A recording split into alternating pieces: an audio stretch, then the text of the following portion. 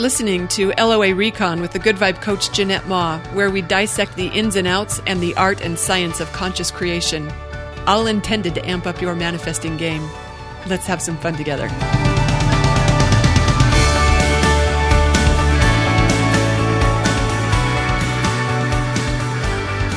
Welcome, everyone, and thanks for tuning in for another episode. I'm smiling as I'm sharing chocolate almonds with one of my dogs who's particularly fond of chocolate-covered almonds. Coda Bear, he's a big fan. I'm a big fan. We got more than our share of chocolate almonds here in the house. I'm laughing because I had family over the other day, and one of my aunts either saw me feeding a dog some chocolate or heard me tell a story of dogs eating chocolate. She's pretty horrified. And she's like, dogs can't have chocolate. Yeah, everyone knows that. Everyone knows chocolate is bad for dogs. But look, there's a lot of chocolate in this house in a wide variety of forms. It's just a matter of time until someone leaves a plate out or a cat knocks something off a shelf in the pantry. The dogs are going to eat chocolate. So it's very important that they have an immunity. And plus, that might just be my excuse for letting him in on what I think is one of life's greatest pleasures. And if you saw Coda ask for a chocolate almond, you would know it's one of his greatest pleasures too. And I know for a lot of people, chocolate is a bad thing for dogs. I would not recommend anyone, I certainly would not suggest my aunt start feeding her dogs chocolate, but I have a different belief flowing. And we built it up over time, little by little. So it's fine for us. A lot of things are that way with conscious creators. We operate according to different rules. It kind of cracks me up when other people are really horrified at the way we engage life. That's not actually what I wanted to talk about today. I had a topic that I got a little bit of fire for. I was coaching myself before I hit the record button to try to not have all the attitude as I was recording this one.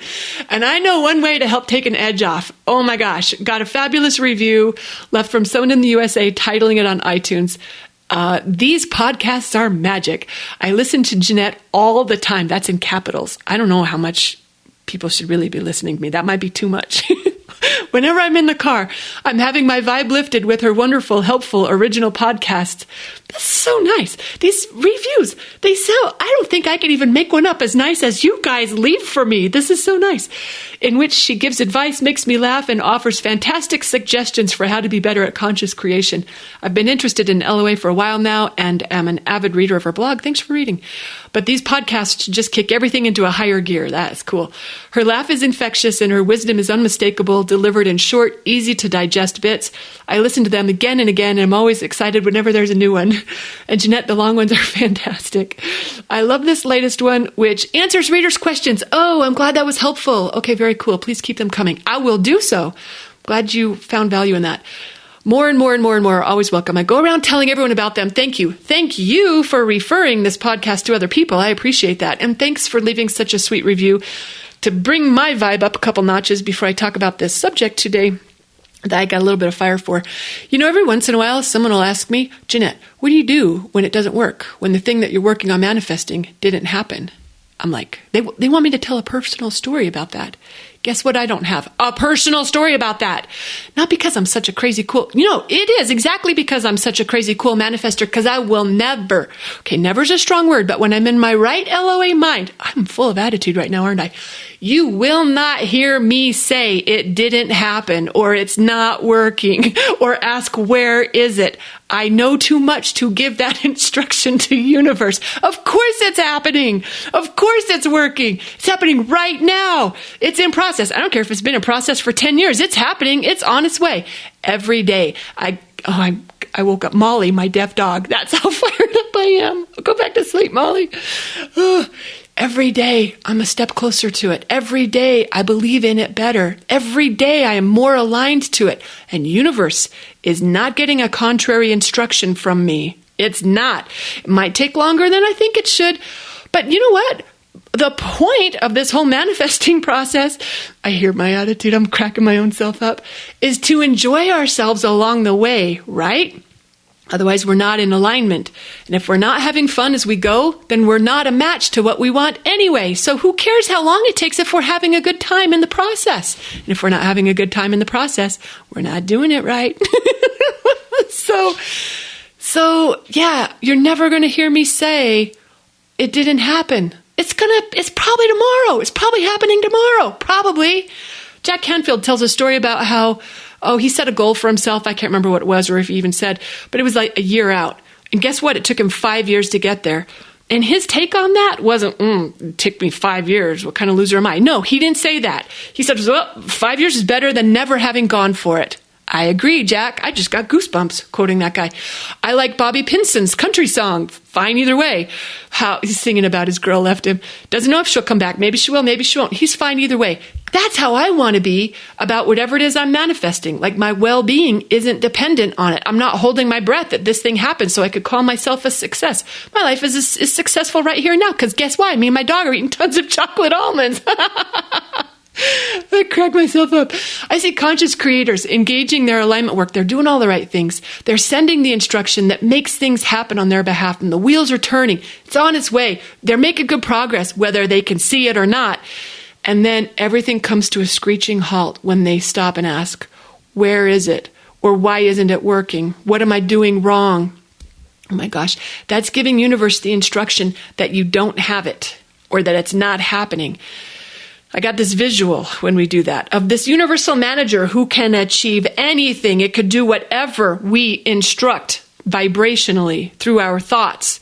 It could do anything. It's got this checklist and it's super capable. This manager's checking things off. I imagine he's got everything in good flow. The wheels are turning and everyone's doing their part and this thing is happening. In fact, they're in the back room blowing up balloons for our celebration party. That's how close we are. And then someone says, it didn't work. And I see universal manager go, what? Everyone, hold up. And he pulls this emergency red lever. She says it's not happening. She changed her mind. She is not receiving this delivery. Look, whatever we know, when we know something so strongly like that, like it didn't happen, we're undeniable. And we don't want to be that kind of undeniable. We want to be the kind of undeniable where we're saying what we want, not what we think is so, not what we don't want, certainly not what we're afraid of. We want to be undeniable about what we want. Like when I say, I'm a brilliant coach in high demand, when there's not a client in sight. And they came when I said that strongly, when I didn't give universe a different instruction.